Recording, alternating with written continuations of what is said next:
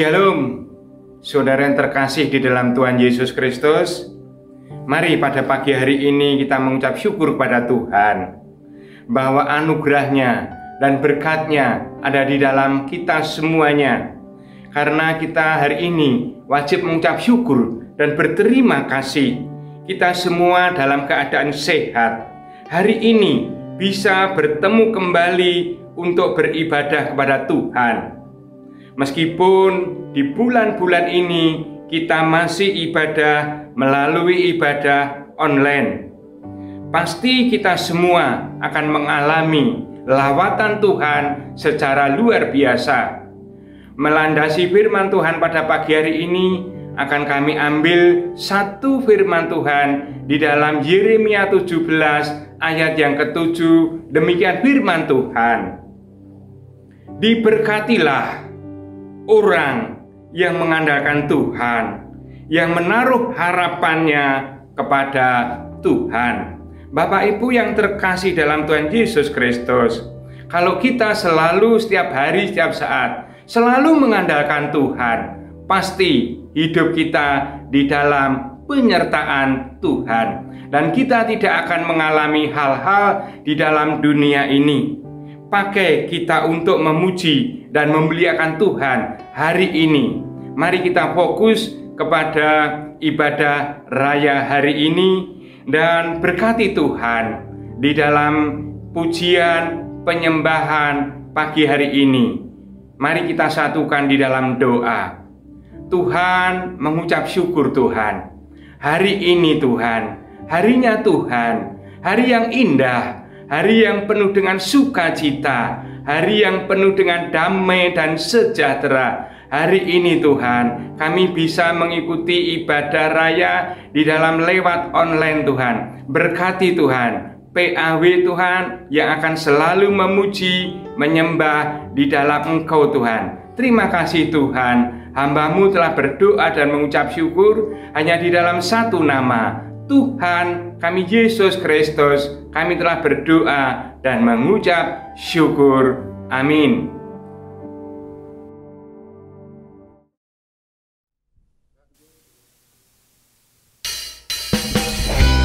Haleluya.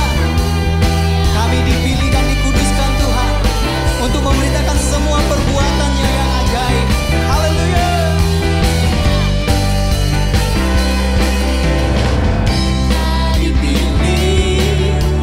Dan dikuduskan untuk memberitakan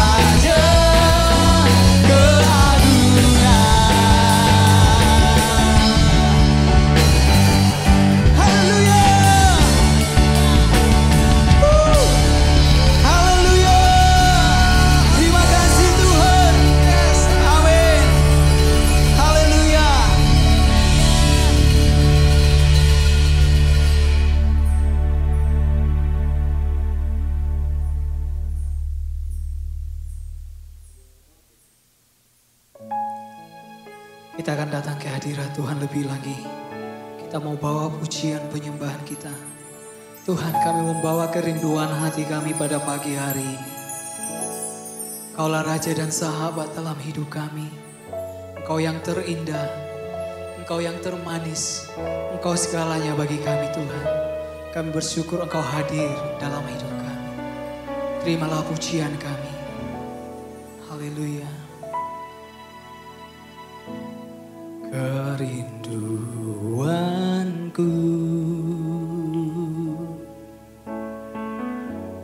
datang padamu,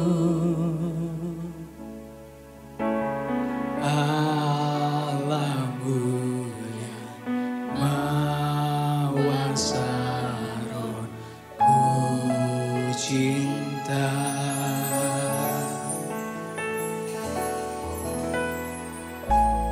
Kaulah Rajaku dan sahabatku. Kau terindah Tuhan, terindah, termanis Engkau bagiku.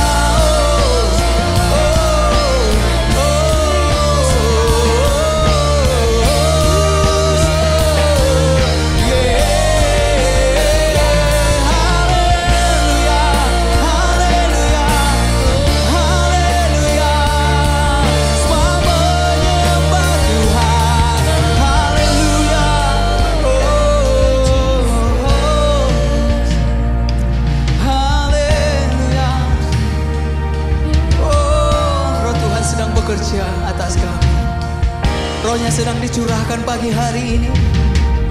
Kami dipenuhkan dengan Roh Tuhan yang merindukan Engkau, dipenuhkan dengan Roh-Mu. Oh, sembah, jiwa kami menyembah-Mu, jiwa kami, roh kami menyembah-Mu. Oh, Allah yang mulia.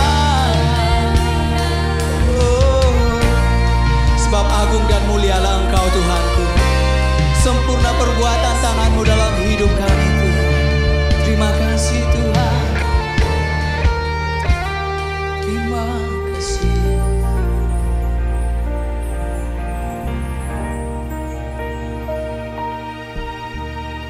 Agung dan mulialah Tuhanku. Sempurnalah perbuatan tangan-Mu yang berkuasa atas surga dan seluruh bumi. Siapa yang dapat seperti Kau Tuhan? Agung dan mulialah Tuhanku. Maha besar perbuatan tangan-Mu. Amin. Aku datang dan bersujud dalam hadirat-Mu, memuja Engkau seumur hidupku. Ku sembah Kau, Allah yang maha besar. Amin. Ku sembah Kau, Yesus keselamatanku. Ku sembah Kau, Roh yang kudus, kekuatan hidupku. Ajar Tuhan, sungguh Engkau mulia. Ku sembah Kau, Allah yang maha besar. Ku sembah Kau, Yesus keselamatanku. Ku sembah Kau, Roh yang kudus, kekuatan hidupku. Ajar Tuhan, sungguh Engkau mulia.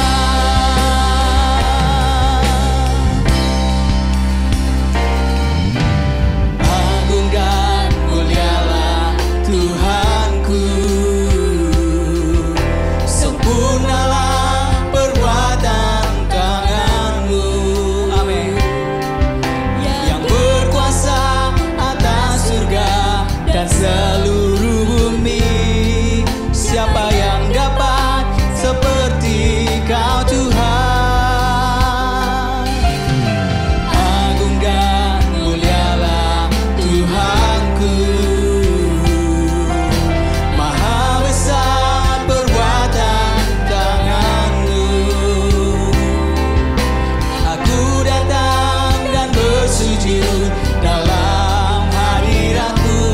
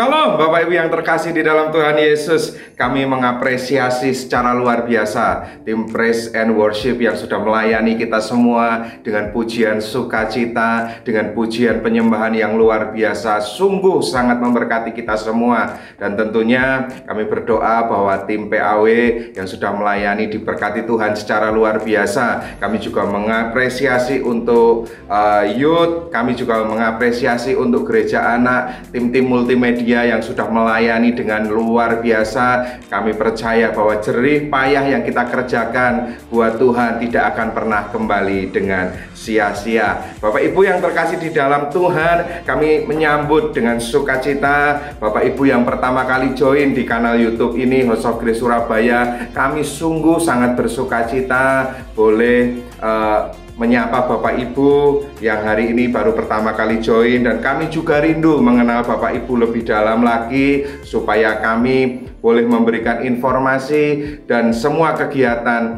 kepada Bapak Ibu. Bapak Ibu bisa menghubungi kami di nomor WA yang tertera di layar kaca Bapak Ibu. Jangan lupa disimpan dan kami boleh menghubungi Bapak Ibu. Dan sebentar kita akan memberikan persembahan dan perpuluhan. Mari dengan rasa cinta kita persiapkan persembahan dan perpuluhan kita kepada Tuhan, dan kita akan berdoa. Mengucap syukur kembali Tuhan atas kebaikan-Mu di dalam hidup kami. Saat ini Tuhan, kami rindu memberikan persembahan syukur kami Tuhan. Tidak seberapa dibanding dengan semua kebaikan, kemurahan, dan kelimpahan yang Tuhan berikan kepada kami. Tapi saat ini kami belajar Tuhan untuk kami membawa persembahan kepadamu. Kami datang beribadah dengan tidak tangan yang hampa. Kiranya Tuhan boleh memberkati setiap taburan kami, boleh berguna bagi perluasan kerajaan-Mu Tuhan. Terima kasih ya Bapa, dalam nama Yesus kami memberi dengan sukacita. Amin. Bapak Ibu yang sudah mempersiapkan persembahan dan perpuluhan bisa ditransfer ke rekening yang tertera di layar kaca Bapak Ibu, atau jika Bapak Ibu menggunakan smartphone, Bapak Ibu bisa langsung scan QR code yang ada di layar kaca Bapak Ibu semua. Kami juga sangat bersyukur buat persembahan Bapak Ibu semua. Selamat memberikan persembahan. Sebentar kami akan sampaikan beberapa informasi selama sepekan. Yang pertama adalah kami sampaikan ibadah gereja anak setiap hari Minggu jam 8 pagi di House of Grace Surabaya, di kanal YouTube tentunya. Kemudian yang selanjutnya ada ibadah raya online Minggu jam 9 pagi. Kemudian yang selanjutnya ada ibadah youth yang terjadwal, akan jadwalnya di-share kepada Bapak Ibu semua. Dan selanjutnya kita ada Zoom prayer, Zoom doa malam 30 menit satu hari. Dan ini dilaksanakan setiap hari Senin sampai dengan Jumat jam 8 malam sampai dengan jam 8.30 malam. Bapak Ibu bisa menghubungi kami di nomor WA yang tertera untuk mendapatkan link Zoom-nya seperti itu. Dan juga doa malam jam 7 malam di Instagram. Jadi Instagramnya House of Grace Surabaya akan juga tertera namanya di layar kaca Bapak Ibu semua. Kemudian selanjutnya doa fajar hari Sabtu jam 6 pagi via Zoom. Jika Bapak Ibu belum mendapatkan link Zoom-nya, bisa menghubungi kami di nomor WA yang tertera di layar kaca untuk mendapatkan link Zoom-nya. Dan ini info yang terakhir yang kita tunggu-tunggu semua. Jangan lupa tanggal 26 September 2021 kita ada ibadah raya spesial, yaitu 21 tahun House of Grace. Luar biasa sekali, anniversary ya. Jadi Bapak Ibu persiapkan waktu dengan baik jam 9 pagi hari Minggu tanggal 26 September untuk join sama-sama merayakan kebaikan Tuhan yang telah dikerjakan buat gereja kita selama 21 tahun. Luar biasa sekali seluruh rangkaian ibadah kita minggu ini. Dan hari ini firman Tuhan akan dilayani oleh Pastor Daniel Yanuar. Mari Bapak Ibu kita boleh persiapkan Alkitab kita, alat tulis kita, catatan kita, supaya kita semua bisa menerima firman Tuhan dengan dahsyat dan luar biasa. Mari kita menyiapkan semuanya, dan selamat mendengarkan firman Tuhan. Tuhan Yesus memberkati. Amin. Shalom saudara-saudaraku yang sangat dikasihi Tuhan. Saya percaya mulai dari Gembala Bapak Yusuf yang memberikan kesempatan untuk saya boleh membagikan firman Tuhan di minggu yang baru ini, dan juga seluruh tim pastoral dan leadership yang ada di Gereja Bethel Indonesia House of Grace, dan tentu saja seluruh jemaat yang dicintai Tuhan, dikasihi Tuhan, dan saya percaya tetap dalam berkat pemeliharaan dan penyertaannya. Nah, hari ini saudaraku, saya diminta untuk berbicara tentang I do a new things. Saya melakukan, saya mengerjakan hal-hal yang baru yang Tuhan nyatakan. Dan saya percaya bahwa Tuhan kita adalah Tuhan yang dinamis, ya. Faktanya dia adalah seorang kreator, satu pribadi pencipta dikatakan. Kalau dia pencipta, dia pasti very dynamic, ya, sangat dinamis. Dan kalau bicara tentang sesuatu yang dinamis, apa lawan daripada dinamis? Statis. Makanya sesuatu yang baru akan selalu ada, sesuatu yang penuh dengan ide, penuh dengan insight, penuh dengan creativity dan lain sebagainya. Nah, izinkan saya membacakan firman Tuhan yang diambil dari kitab Yesaya pasal yang ke-43, ayat yang saya percaya sudah nggak asing lagi mungkin buat saudara, ya. Yesaya 43 ayat 18 dan ayatnya yang ke-19. Ada dua ayat. Yesaya 43 ayat 18-19 dikatakan firman-Nya, janganlah ingat-ingat hal-hal yang dahulu, dan janganlah perhatikan hal-hal yang dari zaman purbakala. Lihat, perhatikan ayat yang ke-19 itu, aku hendak membuat sesuatu yang baru, yang sekarang sudah tumbuh, belumkah kamu mengetahuinya? Ya, aku hendak membuat jalan di padang gurun dan sungai-sungai di padang belantara. Ada beberapa poin di sini yang saya ingin ajak saudara untuk perhatikan. Nomor satu dikatakan jangan mengingat hal-hal yang dahulu, ya. Memang kita seringkali senang, ya saudara, ya, bernostalgia, ya. Kita seringkali ngomong dulu, ya, waktu itu, kapan itu. Nah, itu hal-hal yang mengacunya kepada apa yang sudah lalu, apa yang sudah lewat, ya. Saya pernah berbicara dengan beberapa orang, dan ini seringkali kita omonginnya, apa bedanya katanya orang anak muda, ya, atau generasi yang muda dan generasi yang tua, ya. Jadi orang kalau sudah mulai ngomong dulu itu berarti dia udah mulai tua katanya. Tetapi kalau orang ngomong nanti itu berarti dia masih muda, ya. Karena itu Tuhan mau kita, saudaraku, mungkin secara fisik makin tua, tapi yang di dalam tetap fresh, segar, dinamis, ya, kreatif. Itu yang Tuhan mau. Dan dia berkata kemudian, lihat aku hendak membuat sesuatu yang baru. Dan sesuatu yang baru itu dilakukan dan dikerjakan Tuhan di tengah-tengah kata yang dipakai di situ adalah padang gurun dan padang belantara. Saudaraku, padang gurun dan padang belantara berbicara tentang satu kondisi atau satu keadaan atau satu area geographically, ya, kalau secara geografis itu tempat yang nggak enak. Padang gurun, padang belantara, ya. Kalau saudara pernah ada di tengah-tengah gurun, saya pernah, saudara, ya.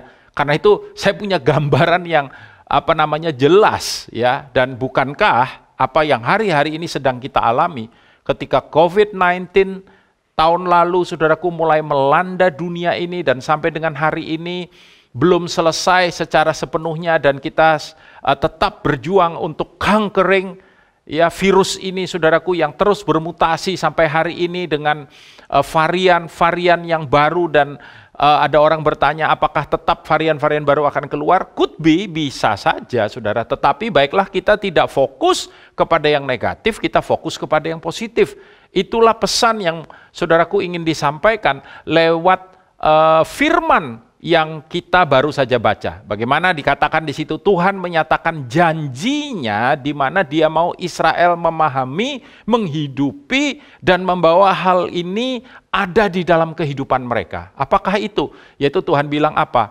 Aku mau membuat sesuatu yang baru. Ya, kalau Tuhan menyediakan itu, tinggal kita mau apa enggak menghidupinya. Kita mau apa enggak ada di dalamnya. Mau enggak kita lebih fokus kepada hal-hal yang baru yang Tuhan mau nyatakan itu lebih daripada apa yang sudah kita alami. Saudara, as a pastor, tentu saja saudaraku, ketika COVID ini, apalagi ketika gelombang yang baru ya, bulan-bulan mulai dari akhir Juni, Juli, sampai dengan awal Agustus, melanda saudaraku, bangsa kita ini dan khususnya juga kota Surabaya ini. Ada hal-hal yang mengecewakan dan menyedihkan secara manusia yang saya alami secara pribadi dan juga jemaat alami secara pribadi, para leaders di tempat kami, dan saya percaya itu juga terjadi mungkin di tempat saudara.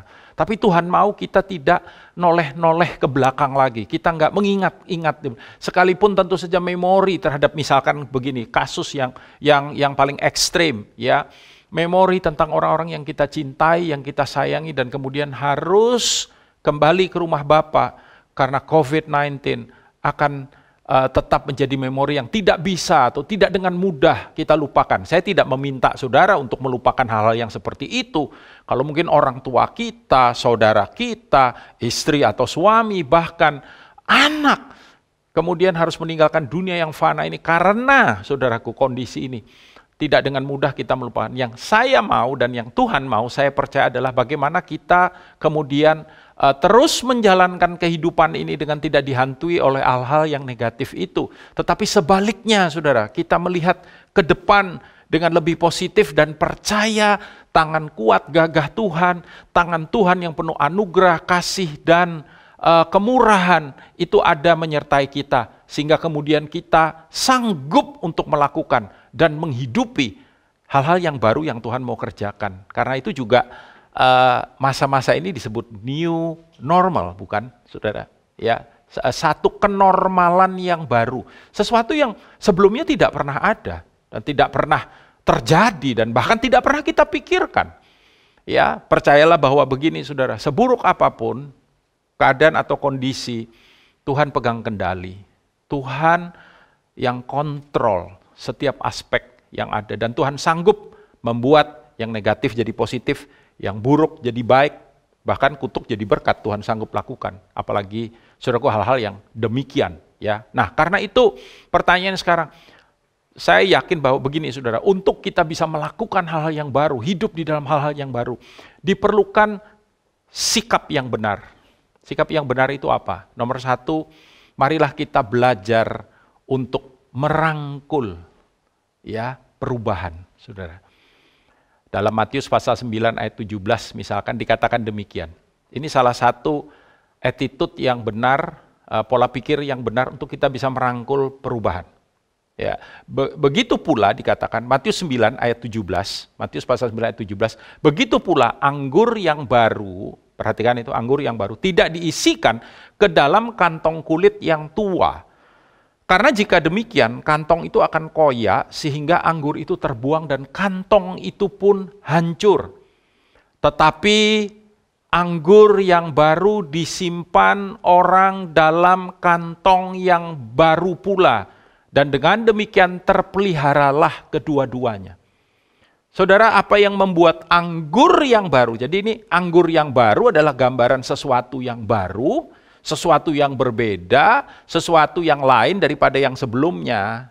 Saudaraku, di dalam kehidupan kita itu disebut dengan anggur yang baru. Dan anggur yang baru itu hanya bisa ada di dalam new wine skin, kantong anggur yang baru pula. Nah, apa yang membedakan antara kantong anggur lama dengan kantong anggur baru?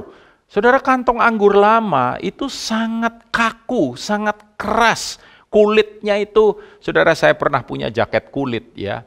Dan ketika kemudian jaket kulit ya, dulu saya pas sekolah ya jaket itu terpakai, ketika kembali ke Indonesia jaket itu sudah nggak terlalu banyak kepakai, apalagi di Surabaya yang sangat panas ini hawanya. Jadi disimpan di dalam lemari dan I did wrong treatment ya dengan jaket itu, dan akhirnya jaket kulit yang bagus itu saudaraku rusak. Kenapa saudara?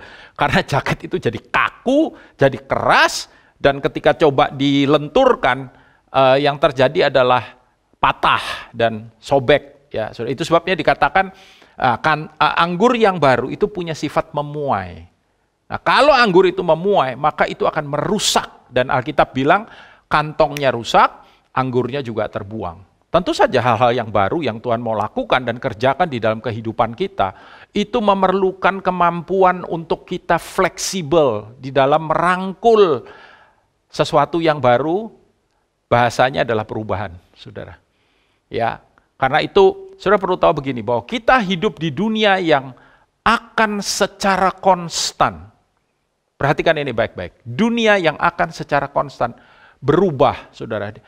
Betul, ada satu quotes yang mengatakan bahwa yang tidak berubah di dunia ini adalah perubahan itu sendiri, saudara. Dan tentu saja sebuah perubahan berpotensi. Berpotensi untuk apa? Either way menghancurkan atau membawa kemajuan. Ya, seperti contoh misalkan kita tahu ada beberapa contoh perusahaan besar hancur gara-gara terjadi sebuah perubahan dan dia tidak sanggup untuk merangkul perubahan itu. Ketika misalkan saudara ditawarkan teknologi digital kepada Kodak, ya saudara tahu Kodak sampai dulu kalau tukang potret dibilang mat Kodak, ya saudara ya. Kita memakai istilah Kodak itu untuk segala sesuatu berhubungan dengan foto, memfoto dan film dan lain sebagainya. Dan Kodak, perusahaan yang besar dan luar biasa berkembang waktu itu, menolak ide saudaraku daripada kamera digital. Mereka bilang kami ini hanya fokus kepada kamera film itu, yang pakai film zaman dulu yang sudah tahu kadang-kadang kita jengkel waktu kita pasang rollnya di dalam, kita pikir sudah oke, kita potret-potret dan sudah ya kayaknya sudah penuh dibuka, nggak nyantol saudaraku filmnya, atau nyantol tapi rusak dan lain sebagainya. Nah, zaman terus berubah, teknologi terus berubah ketika ditemukan foto digital. Dan sekarang kalau saudara lihat hampir-hampir tidak dipakai lagi foto dengan negatif film itu. Dan Kodak bangkrut karena tidak sanggup merangkul perubahan yang ada. Dan kita tahu ada banyak cerita dari perusahaan-perusahaan besar yang kalah bersaing karena saudaraku tidak mau merangkul perubahan. Saudara tahu salah satu musuh besar gereja yang paling berbahaya namanya adalah kenyamanan. Saudara, berubah itu memang nggak nyaman, jujur aja. Berubah itu nggak nyaman. Ya, tapi kalau kita melihat potensi yang ada di dalamnya, maka seharusnya kita bisa merangkul perubahan. Kenapa? Karena kita melihat hal-hal yang positif di depan, hal-hal yang membawa kemajuan, ya, perubahan yang membawa kita untuk jadi lebih bukan hanya progres ya, tapi bahkan sesuatu yang lebih luar biasa. Nah, kita kan seringkali berdoa, apa yang tidak pernah dilihat mata, didengar telinga, timbul dalam hati. Apa itu saudara? Yang tidak pernah dilihat mata, didengar telinga, timbul di dalam hati. Kita mikirnya mungkin berkat. Saya beritahu saudara, itu sesuatu yang berbeda dari yang sebelumnya, yang belum pernah dilihat mata. Memang kita belum pernah lihat, berarti ada sesuatu yang berubah. Dan kalau kita gagal di dalam merangkul perubahan, dibutuhkan satu kualitas yang disebut dengan istilah resiliensi. Resilience, ya. Resilience itu apa? Resiliensi adalah ketangguhan karena kita fleksibel terhadap perubahan dan bisa mengubah kesulitan menjadi kemenangan. Saya ulangi sekali lagi, saudara. Resiliensi adalah ketangguhan karena kita fleksibel terhadap perubahan-perubahan yang terjadi dan bisa mengubah ya kefleksibelan kita, keuletan kita, saudaraku, itu merubah kesulitan menjadi kemenangan. Dan saya berdoa sebagai gereja Tuhan, saudara, kita sanggup untuk merangkul perubahan. Tentu saja dalam koridor terang firman Tuhan, ya, tidak berarti misalkan, oh sekarang dunia menerima LGBT, gereja harus fleksibel. Kenapa kita juga nggak menerima LGBT? Kita memberkati pernikahan sejenis. Oh tidak, saudara. Karena itu yang kedua, gereja harus sanggup untuk apa, saudara? Kita semua harus sanggup untuk fokus kepada yang namanya, kepada hal-hal yang esensial. Ya, dalam Matius pasal 23 ayat 23 dikatakan, celakalah kamu hai ahli-ahli Taurat dan orang-orang Farisi, hai kamu orang-orang munafik, sebab persepuluhan dari selasih, adas manis, dan jintan kamu bayar. Tapi lihat ini, Tetapi yang terpenting, garis bawah itu saudara. Tetapi yang terpenting dalam hukum Taurat kamu abaikan. Yaitu keadilan dan belas kasihan dan kesetiaan. Yang satu harus dilakukan dan yang lain jangan diabaikan. Ya. Nah, kalau berbicara tentang hal-hal yang esensial, lalu kalau perubahan itu berarti semua harus berubah. Hal-hal yang perlu untuk berubah, memang kita harus berubah. Tapi ada hal-hal yang sifatnya esensial. Ini sama seperti isu tentang method versus message, ya saudara. Kalau kita melihat sekarang cara orang menyampaikan Injil, cara orang menyampaikan firman kebenaran, bahkan cara orang beribadah sudah banyak mengalami perubahan-perubahan. Ya, dibandingkan dengan abad-abad yang sebelumnya, bahkan lagu-lagu yang dinyanyikan di gereja, saudaraku, mengalami perubahan. Ya, sekalipun masih ada gereja misalkan yang memakai lagu-lagu abad-abad lampau, ya, yang seringkali diberi istilah lagu-lagu himne. It's okay, nggak jadi masalah. Tapi saya juga melihat misalkan begini, saudara, aransemennya berubah, ya, aransemennya berubah. Tapi message daripada lagu itu, dan even juga yang seringkali disebut dengan istilah lagu-lagu kontemporer, ya, Christian contemporary music, Christian contemporary music, ya, saudara, CCM, ya, itu message-nya sama. Kata-kata yang dipakai, syair yang dipakai, diambil dari kebenaran firman Tuhan. Bukankah lagu itu sebetulnya firman yang dinyanyikan? Semua message yang disampaikan lewat pujian itu adalah message-message yang memuliakan Tuhan, yang memberikan pengharapan, yang menyatakan bahwa Yesus adalah juru selamat, Dia adalah Raja di atas segala raja, Tuhan di atas segala Tuhan. Pesan yang disampaikan tidak berubah dari abad ke abad, bahkan dari sejak zaman Tuhan Yesus sampai dengan hari ini. Lagu dilakukan, dinyanyikan, ya, ibadah di mana kita berkumpul misalkan. Dan saudara coba lihat sekarang zaman kita harus menghadapi COVID dan kita belum bisa berkumpul on-site misalkan secara fisik. Kita ada di ibadah online ini. Esensi ibadahnya tetap ada. Khotbahnya tetap dari Alkitab, cara mengkhotbahkan, teknologi yang dipakai untuk mengkhotbahkan, seperti tadi lagu yang dinyanyikan, maksudnya alat musik yang dipakai, dinamika yang dicurahkan, ditaruh di situ. Ya, saudaraku, berubah, semuanya berubah, metodenya boleh berubah. Itulah makanya kenapa kita perlu untuk merangkul perubahan. Supaya apa? Supaya kita tidak terkungkung dengan metode yang lama yang sebetulnya sudah nggak up to date lagi. Bayangkan, saudara, kalau misalkan gereja berkata, tidak, kami tidak mau ibadah online, maaf, ya, kami tetap mau saudaraku, gereja kita jadi klaster COVID, ya, saudara. Tapi ketika semuanya mulai melandai, semuanya baik, bisa diatasi dengan prokes yang ketat dan dikasih metode yang baru, kita bisa kembali berkumpul misalkan. Dan bahkan hari ini ibadahnya disebut ibadah hybrid. Ada ibadah on-site di mana orang berkumpul dan datang di gereja bersama-sama, tentu saja dengan prokes yang bagus, dan kemudian ada ibadah online. Ya, ada orang-orang yang karena sesuatu dan lain hal tidak memungkinkan untuk bisa hadir di gereja. Mereka tidak harus kehilangan ibadah mereka, tapi mereka bisa tetap mengikutinya lewat ibadah online di rumah, seperti saudara hari ini. Ya, jadi baiklah kita belajar untuk bisa membedakan, saudara, mana yang esensi, mana yang tidak. Ada hal-hal yang harus dibuang, saudaraku. Ada hal-hal yang harus dipertahankan. Nah, saudara mungkin bertanya, caranya bagaimana membedakan? Saudaraku, saya mau bacakan firman Tuhan dari 2 Samuel pasal 5 ayat 19. Lalu nanti kita lompat ke ayat 23 dan 24. Ya, 2 Samuel pasal 5 ayat 19 dikatakan, bertanyalah Daud kepada Tuhan. Jadi Daud mau perang nih, saudara. Ya, Daud mau perang. Dia akan hadapi orang Filistin. Dia datang sama Tuhan. Sederhana aja. Bertanyalah Daud kepada Tuhan, apakah aku harus maju melawan orang Filistin itu? Akankah kau serahkan mereka ke dalam tanganku? Tuhan menjawab Daud, majulah, sebab aku pasti akan menyerahkan orang Filistin itu ke dalam tanganmu. Lompat ke ayat 23 dan 24. Ya, maka perang lagi nih saudara. Bertanyalah Daud kepada Tuhan. Dan ia menjawab, janganlah maju. Lah sebelumnya Tuhan bilang, majulah. Ayat 23 Tuhan bilang, janganlah maju. Tetapi buatlah gerakan lingkaran sampai di belakang mereka. Sehingga engkau dapat menyerang mereka dari jurusan pohon-pohon kertau. Dan bila engkau mendengar bunyi derap langkah di puncak pohon-pohon kertau itu, maka haruslah engkau bertindak cepat.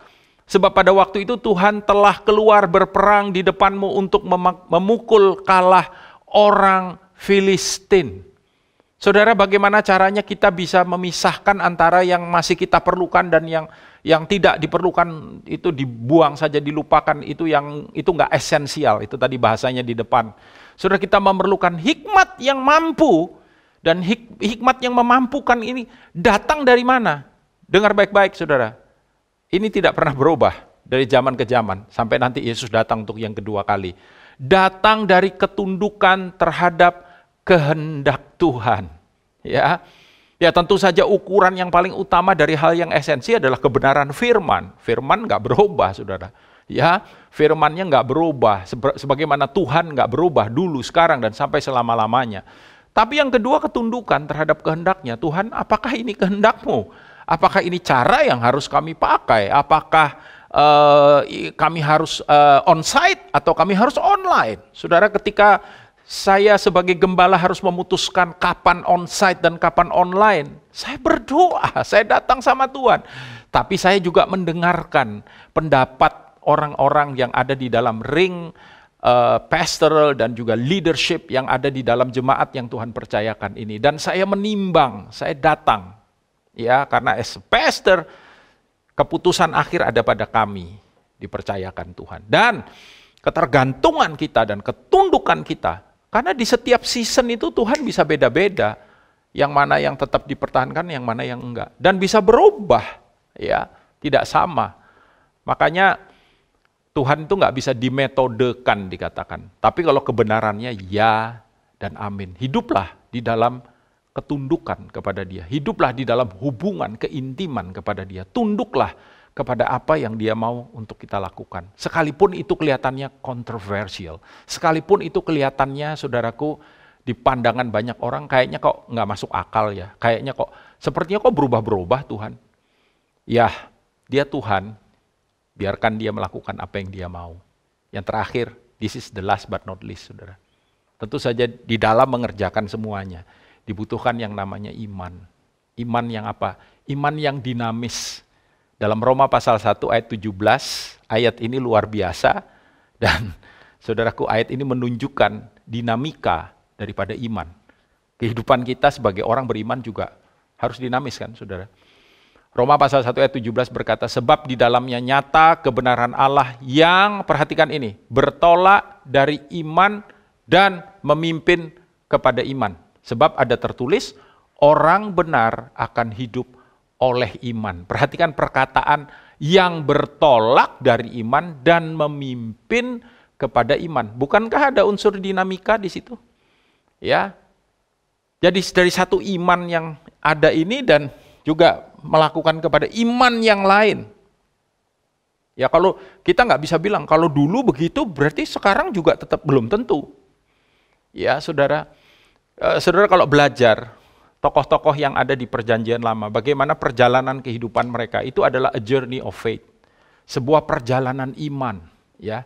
Dan mereka orang-orang yang pada akhirnya dalam Ibrani pasal 11 ditulis, nama mereka tercatat di Hall of Faith, dikatakan. Bukan Hall of Fame ya saudara, tapi Hall of Faith ya.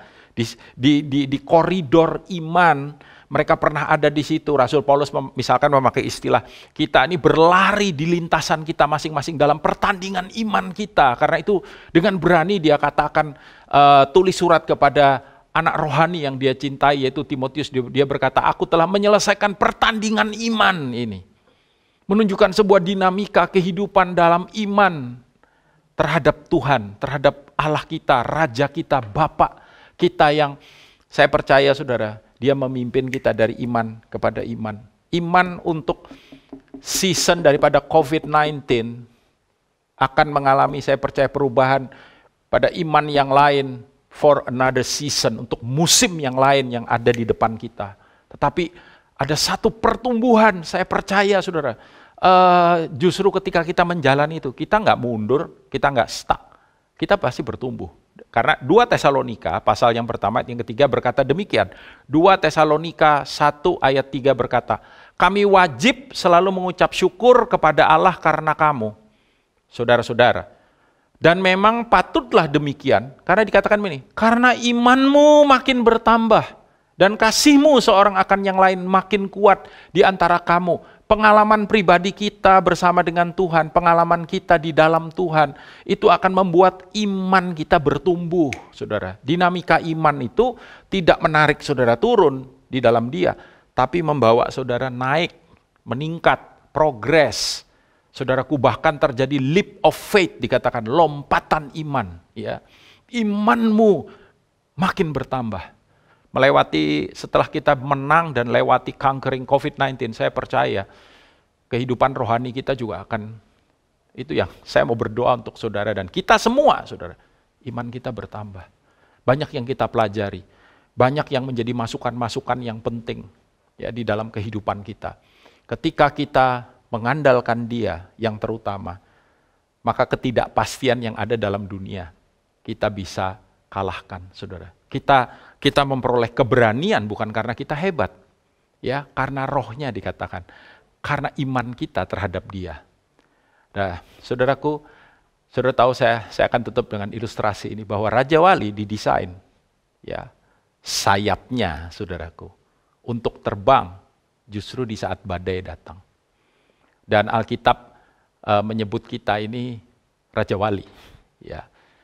Dan ada banyak penulis-penulis lagu misalkan, menuliskan lagu tentang Raja Wali.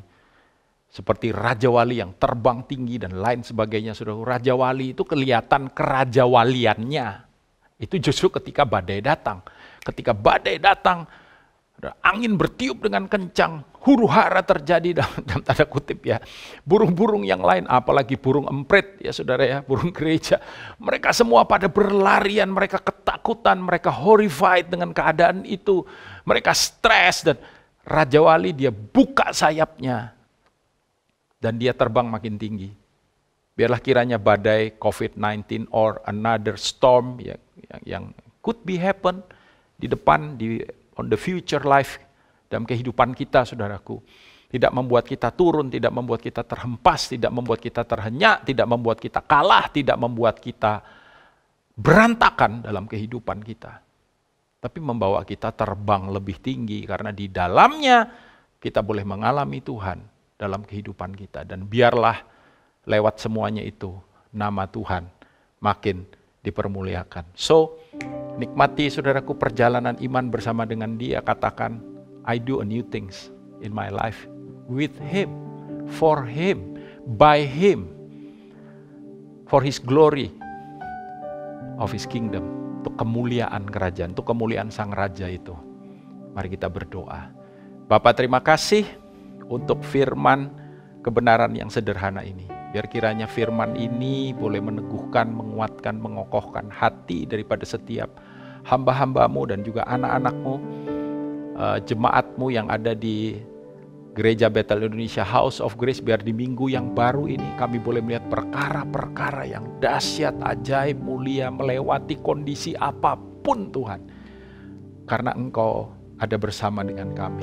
Karuniakan kepada kami iman yang kokoh, teguh, dan kuat untuk boleh menjalaninya, dan mata kami memandang kepada Engkau yang memimpin kami dari anugerah kepada anugerah, iman kepada iman, kekuatan kepada kekuatan, kemenangan kepada kemenangan, bahkan kemuliaan kepada kemuliaan. Kami mengucap syukur, materaikan kebenaran ini dalam hati, batin, pikiran setiap kami, dan sekali lagi biar kiranya nama Tuhan semakin dipermuliakan. Ucap syukur, berkat-Mu atas umat-Mu, Pak.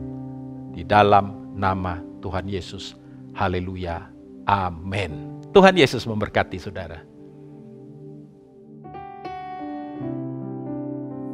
Bapak, Ibu, dan yang terkasih dalam Tuhan, kami mengucap syukur kepada hambanya, Bapak PS Daniel Yanuar, yang telah menyampaikan firman di dalam pagi hari ini. dengan detail dan dengan benar.